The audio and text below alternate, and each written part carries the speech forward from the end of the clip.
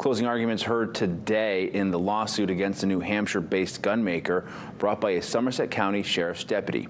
In 2022, Deputy David Cole alleges his Sig Sauer gun discharged unintentionally into his leg.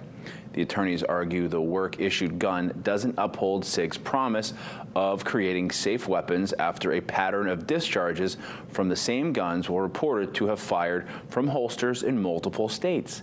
Cole argues they targeted law enforcement to use the weapon without addressing unintentional discharges first reported in 2016.